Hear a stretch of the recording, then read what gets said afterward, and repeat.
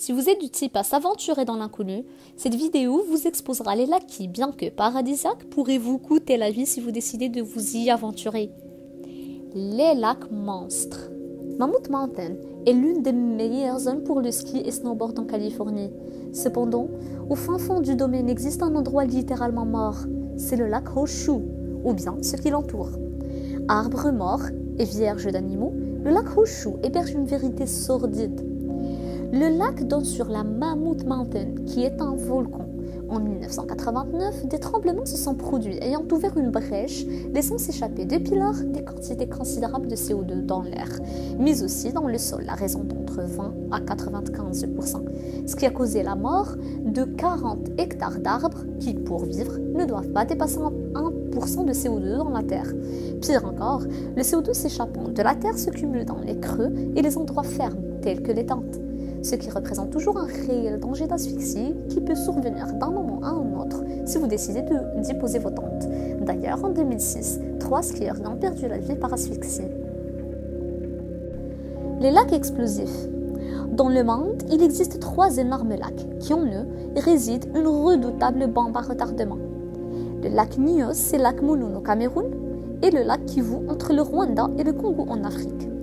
Le lac Nyos, à lui seul, avait coûté la vie par asphyxie à 1800 personnes et 3500 têtes de bétail en 1986, en crachant une énorme bouffée de gaz carbonique sur un périmètre de 25 km. Jetons un coup d'œil dans les profondeurs de ce lac pour comprendre ce qui a généré cette catastrophe. Ce lac, pour une raison quelconque, a décidé de s'installer sur un magma. Celui-ci libère du CO2 qui traverse la croûte terrestre jusqu'au fond du lac. On estime que chaque année, 100 000 tonnes de CO2 se diffusent dans ces eaux. Ceci en soi ne serait pas un problème si le lac était situé ailleurs qu'au Cameroun. Pourquoi ? Ailleurs au monde, existent d'autres lacs cratères. Mais vu la température externe qui va de chaud à froid, les eaux du lac connaissent des moments froids. Durant ces moments, l'eau supérieure est refroidie, devient donc plus lourde que le gaz. Celle-ci alors traverse le lac vers le fond en évacuant le gaz vers la surface. Le gaz est donc évacué à petite quantité, ce qui prévient parfaitement la catastrophe. Cependant, les lacs en question sont situés dans des endroits où le soleil presque ne quitte pas. Les eaux superficielles restent donc le long de la naie tiède, sont toujours plus légers que le gaz et forment donc un véritable mur qui empêche les gaz de remonter à la surface.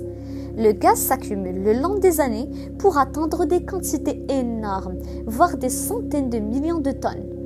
Alors, si jamais un événement inattendu se produit, par exemple la chute d'une falaise autour du lac ou un tremblement, les eaux seront mélangées par force et le gaz remonterait à la surface en grande quantité, telle une explosion, qui formerait un nuage de CO2 débordant sur les vallées voisines pour tuer tout ce qui bouge dans le périmètre. Le lac à valeur d'homme, dit le Street. Situé à Yorkshire, au nord de l'Angleterre, le Street est une belle rivière à apparence tranquille, sauf qu'aucun de ceux qui s'y sont baignés n'en est sorti vivant. En effet, c'est le cumul de la forte vitesse de l'eau, des roches immergées, de son étroitesse mais sa profondeur inconnue, qui crée un courant très puissant qui aspire vers les profondeurs tout corps qui y plonge. Mais le danger ne réside pas que là. À cause du courant très puissant, les rives sont rongées par en dessous, donc même si vous ne décidez pas de plonger, vous risquez d'y être forcé si la rive en dessous de vous s'effondre.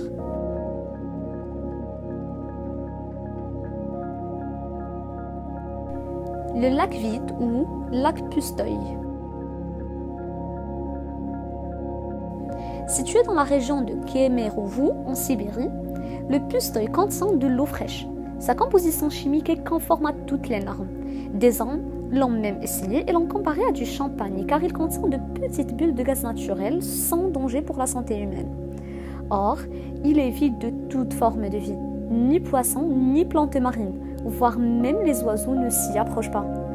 Pire, pour cerner son mystère, des scientifiques y ont relâché des poissons robustes et ont planté des plantes, mais tous ont péri. Jusqu'aujourd'hui, ce lac reste un véritable mystère. Voilà, c'était votre première édition Lac Monstre. Si la vidéo vous a plu, n'oubliez pas de vous abonner et de partager avec vos amis. à très bientôt pour une nouvelle vidéo.